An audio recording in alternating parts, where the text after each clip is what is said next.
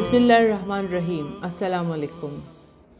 جیسا کہ آپ سب جانتے ہیں کہ ہم نے نہج البلاغہ کا سلسلہ شروع کیا ہے اور مولا علی کے اقوال اور ان کے خطبات کے حوالے سے اور ان کے خطوط کے حوالے سے ہم بات کریں گے۔ تو آج نہج البلاغہ کے تیسرے حصے پر ہم بات کرتے ہوئے مولا علی کا پہلا جو قول ہے وہ آپ کے سامنے پیش کر رہے ہیں، اور یہ اقوال زریں وہ ہیں، یہ حکیمانہ کلمات وہ ہیں کہ جس میں معنی اور مفاہیم کا سمندر آپ کو موجزن نظر آئے گا، اور زندگی کے پورے اصول دو اور تین جملوں میں میرے مولا علی نے ارشاد فرمائے ہیں۔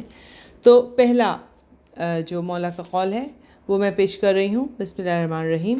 مولا نے فرمایا کہ فتنہ و فساد میں اس طرح سے رہو کہ جس طرح سے اونٹ کا وہ بچہ کہ جس نے ابھی تک اپنی عمر کے 2 سال ختم کیے ہوں، کہ نہ تو اس کی پیٹھ پر سواری کی جا سکتی ہے اور نہ ہی اس کے تھنوں سے دودھ دوہا جا سکتا ہے۔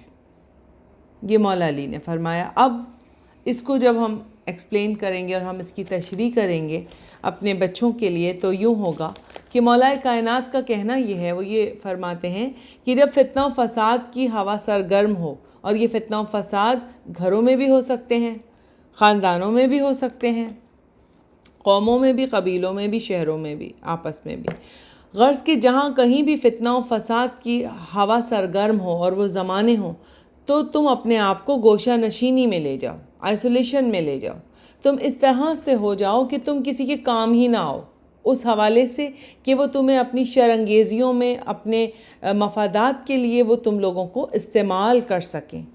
جیسے کہ ہم کہتے ہیں نا کہ بھئی ہمارے کاندھے پر بندوق رکھ کے چلا رہے ہیں آپ، تو آپ کو اس طرح سے لوگ استعمال نہ کریں، اور کسی بھی اپنی محفل میں یا کسی بھی اپنی جگہ پر آپ کی شرکت کو وہ ضروری نہ سمجھیں۔ اس لیے کہ جہاں جہاں فتنے فسادات ہوتے ہیں اور جس انسان اگر اس میں سرگرم ہو جاتا ہے، آگے ہوتا ہے، تو بڑی تباہ کاریاں سامنے آتی ہیں زندگیوں میں۔ تو اس کی مثال مولا نے اونٹنی کے اس بچے سے دی ہے کہ آپ ایسے ہو جائیں کہ آپ کسی کے کام کے ہی نہ رہیں۔ جیسے اونٹنی کا 2 سال کا بچہ ایسا ہوتا ہے کہ نہ دودھ حاصل کیا جا سکتا اس سے، اونٹنی سے تو ہم دودھ بھی حاصل کر لیتے ہیں، اس کی پشت پر ہم سواری بھی کر لیتے ہیں، لیکن وہ چھوٹا سا جو بچہ ہوتا ہے نا، وہ اس قابل نہیں ہوتا کہ کسی کے کوئی کام آ سکے، نہ اس سے دودھ حاصل کیا جا سکتا ہے اور نہ ہی اس کی پشت پر سواری کی جا سکتی ہے۔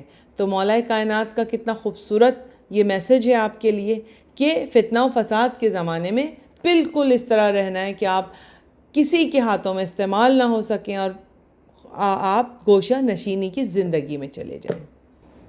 اور اس کا دوسرا پہلو یہ ہے، مولا کا جو ارشاد ہے، دوسرا پہلو یہ کہ مولا علی فرما رہے فتنہ و فساد کے زمانے میں آپ نے ایسے رہنا ہے کہ آپ کسی کا مہرہ نہ بن سکیں، کسی کے ہاتھوں آپ استعمال نہ ہو سکیں۔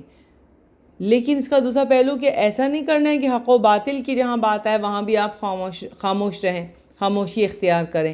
جہاں پر حق و باطل کا مارکا ہو، حق و باطل کی بات آئے، تو وہاں پر پھر آپ پر واجب ہو جائے گا کہ آپ حق کے ساتھ کھڑے ہوں، اور ہر حال میں آپ کو باہر نکلنا ہے۔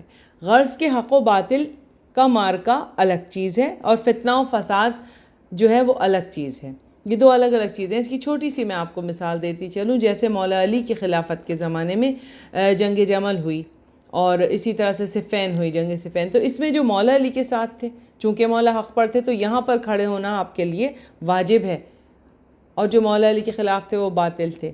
تو حق کے لیے جب بات آئے تو آپ نے کھڑے ہونا ہے، لیکن جب فتنہ و فساد کا زمانہ آئے اور ایسی ہوا چلے، شرانگیزیاں چلے، تو اس میں آپ نے کسی کا مہرہ نہیں بننا ہے، بالکل نیوٹرل ہو کے رہنا ہے۔ آپ کو کہ یہ خاموشی آپ کے لیے بے عزتی یا توہین کا باعث نہیں بنے گی، بلکہ آپ کو سکون و چین پہنچائے گی، اور بہت ساری شرانگیزیوں سے اور مصیبتوں اور پریشانیوں سے آپ کو یہ چیز بچائے گی۔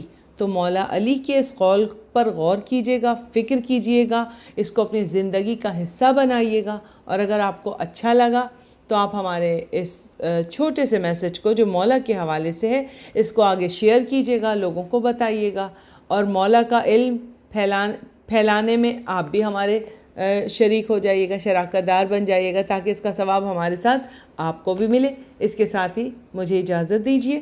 اللہ حافظ۔